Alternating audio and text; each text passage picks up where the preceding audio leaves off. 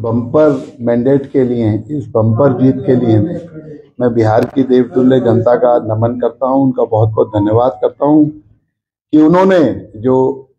लोकतंत्र के अंदर किसी चीज का धन्यवादी होना, किसी चीज का थैंक्स करना और किसी चीज में आस्था करना और उसे दिखाने का काम वोट ही होता है। आज उन्होंने इस लोकतंत्र के महापर्व पे एक तो इतनी संख्या में वोट डालने का काम किया और उस वोट को एक तरफ एनडीए के पक्ष में डालने का काम किया, क्योंकि जब हम बिहार के अंदर कोई जगह नहीं है, उन्होंने उस जो आरजेडी के नेता को भी अभी 8400 मतों से पीछे चल रहे हैं, उन्हें भी हराने का काम जो बिहार की जनता कर रही है, तो मैं उनका कोटि कोटि नमन करता हूं। क्योंकि बिहार छठी मैया के पर्व की बात, मोदी जी की माता जी की बात हो,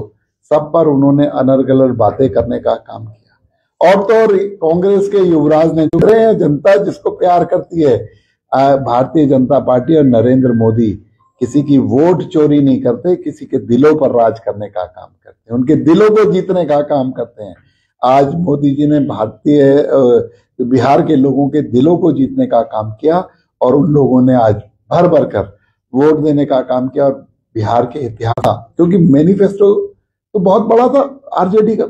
उन्होंने भी कहा था हम ये देंगे, हर घर में नौकरी देंगे, लेकिन लोगों ने कहा कि वो पॉलिटिकल विजिलेंट लोग हैं, बिहार के लोग पॉलिटिकली समझदार लोगों ने कहा ये तो 10 योजनाओं जितने बजट की बात इन्होंने कह दी, हमें बेवकूफ समझते हैं, ये हमें पागल समझ रहे हैं। एक बार दिल्ली के अंदर केजरीवाल व्यक्ति ने ऐसे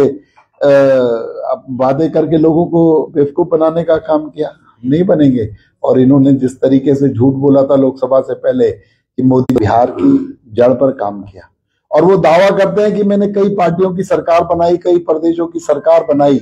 लेकिन आज बिहार की जनता ने उनका खाता भी नहीं खोला है, कोई खाता भी नहीं खोला है। तो इस तरीके से सिर्फ बातें करने से, कमरे के अंदर स्ट्रेटेजी बनाने से, लोगों को किस तरीके से बरगलाया जाए, लोगों को किस तरीके से ट्विस्ट किया जाए, आज अच्छा नहीं देंगे।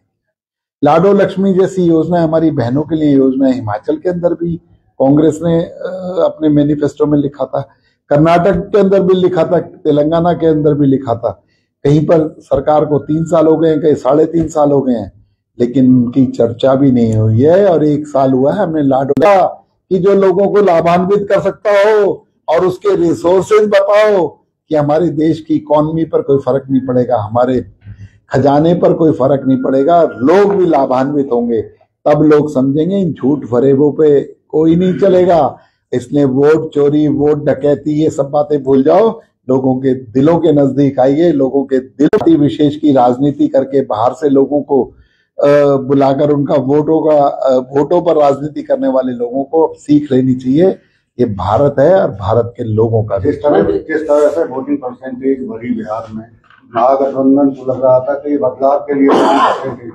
दूसरा जो वर्णन किया, और हमारी बहनों को सबल बनाने के लिए जो एक योजना लेकर आए कि 10,000 रुपए की बात नहीं, 10,000 रुपए इनिशियल है, सिर्फ आप काम शुरू कीजिए, प्रोजेक्ट बनाइए, आपको 2 लाख रुपए का लोन भी बगैर कोलेटरल सिक्योरिटी के दिया जाएगा। तो एक बहुत बड़ी बात थी। 1.5 करोड़ से ज्यादा महिलाएं जो परिवार को संचालित करती हैं, क्योंकि बिहार के अंदर लोग मामले बहुत पिछड़ा हुआ है, वो है अभी आपने जिक्र किया प्रवासी मजदूर औद्योगिक क्षेत्र में। मैं कह रहा हूँ ना, आज चाहे बिहार के अंदर उद्योगों की बात